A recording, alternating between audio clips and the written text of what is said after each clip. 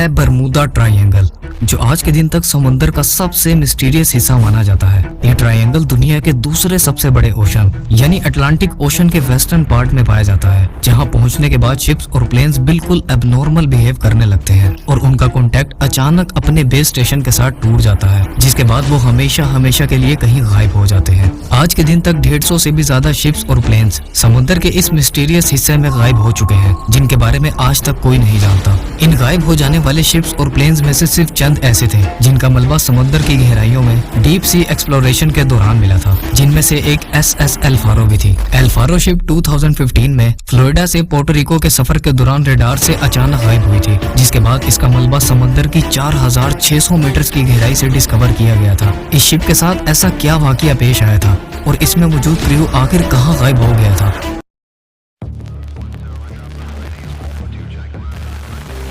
Over the past 50 years, 3,000 ships and 100 planes have gone missing in a mysterious stretch of water in the Atlantic Ocean.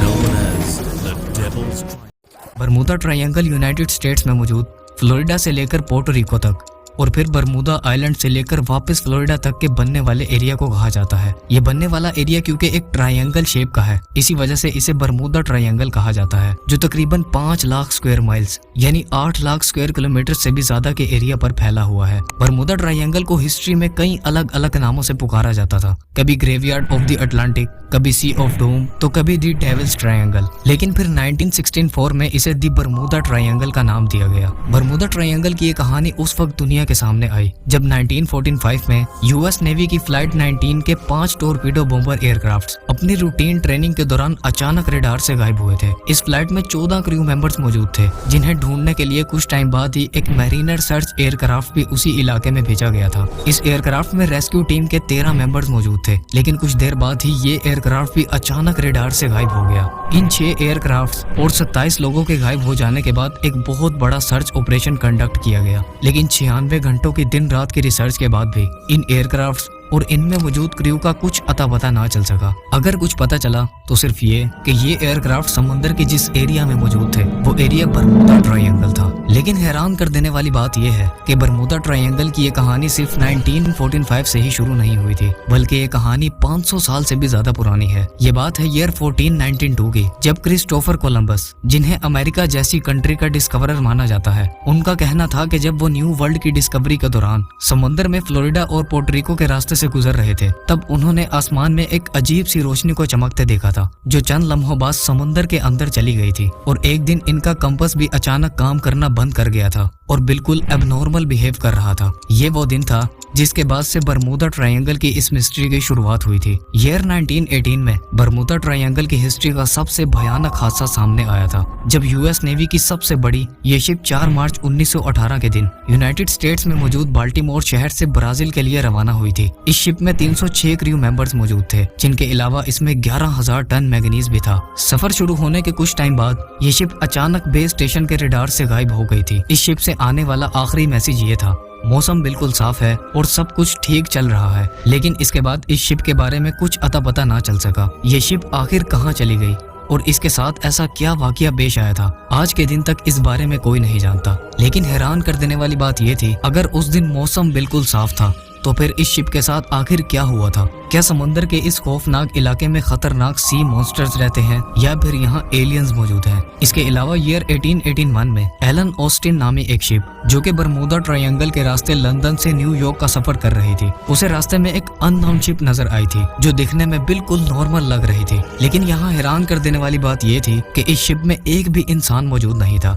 यानी इस ship में किसी इंसान का नामो निशान तक मौजूद नहीं था। एलन ऑस्टिन शिप के कैप्टन ने जब इस शिप के अंदर जाकर रिसर्च की तो ये शिप बिल्कुल ठीक हालत में मौजूद थी और इसमें मौजूद सामान भी बिल्कुल सही सलामत मौजूद था, लेकिन इसमें कोई इंसान मौजूद नहीं था। आज के दिन समुद्र से मिलने वाले इन शिप्स को घोस्ट शिप्स कहा जाता है, जो ओशन की सबसे बड़ी मिस्ट्रीज में से एक है। इस टॉपिक पर एक पूरी डिटेल्ड वीडियो बनाई जा सकती है। अगर आप घोस्ट शिप्स की मिस्ट्रीज के बारे में जानना चाहते हैं तो कमेंट्स में जरूर बताएं। एलन ऑस्टिन शिप के कैप्टन ने अपनी शिप के कुछ क्रू मेंबर्स को इस शिप पर शिफ्ट किया ताकि वो इसे अपने साथ ले जा सकें, लेकिन कुछ देर बाद वहाँ एक भयानक समुद्री तूफान आ पहुंचा जिसके बाद ये घोस्ट शिप अचानक वहाँ से गायब हो गई। कुछ देर बाद जब मौसम साफ हुआ तो कैप्टन ने उस शिप को ढूंढने का फैसला किया और कुछ टाइम बाद उन्होंने इस शिप को ढूंढ भी लिया। मगर जब वो उस शिप के करीब पहुंचे तो जो कुछ उन्होंने देखा उसने उनके होश उड़ा दिए थे। ये शिप फिर से बिल्कुल खाली थी और इसमें मौजूद क्रू फिर से कहीं गायब हो गया था, जिनका कहीं नामो निशान ना मिल सका था। 10 जुलाई 1945 के दिन यूएस नेवी का PBM-3S patrol sea plane 14 crew members के साथ बरमूदा ट्रायंगल में रडार से अचानक गायब हो गया था।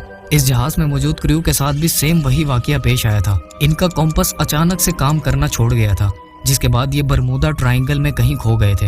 ये जहाज 9 जुलाई 1945 को एक नॉर्मल रेडार ट्रेनिंग के लिए फ्लोरिडा से 7:07 पर टेक ऑफ हुआ था, जिसे बहामस के एयरपोर्ट पर लैंड करना था। लेकिन अगले ही दिन 10 जुलाई को 1:16 पर इस जहाज से आखिरी रेडियो मैसेज रिसीव हुआ था, जिसके बाद ये जहाज हमेशा के लिए कहीं गायब हो गया था। इस जहाज को ढूंढने के लिए 10 दिनों तक एक सर्च ऑपरेशन कंडक्ट किया गया था, लेकिन ना तो इस जहाज का कुछ अता पता चल सका था और ना ही इसमें मौजूद लोगों का। इस वाकये के बाद 1947 में यूएस आर्मी का C-54 एयरक्राफ्ट बरमूदा ट्रायंगल में आते ही भयानक टर्बुलेंस की वजह से क्रैश कर गया था। फिर 1948 में एवरो ट्यूडर और स्टार टाइगर नामी 2 जहाज 6 क्रू मेंबर्स और 27 पैसेंजर्स के साथ कहीं खो गए थे। बताया जाता है कि ये भी बरमूदा ट्रायंगल के ऊपर फ्लाई कर रहे थे। 1949 में 7 क्रू मेंबर्स और 13 पैसेंजर्स के साथ स्टार एरियल प्लेन भी इसी हादसे का शिकार होता है। 1965 में भी 4 एयरक्राफ्ट पायलट्स और पैसेंजर समेत बरमूदा ट्रायंगल में कहीं गायब हो जाते हैं। 2005 में पाइपर एयरक्राफ्ट, फिर 2017 में टर्किश एयरलाइन की फ्लाइट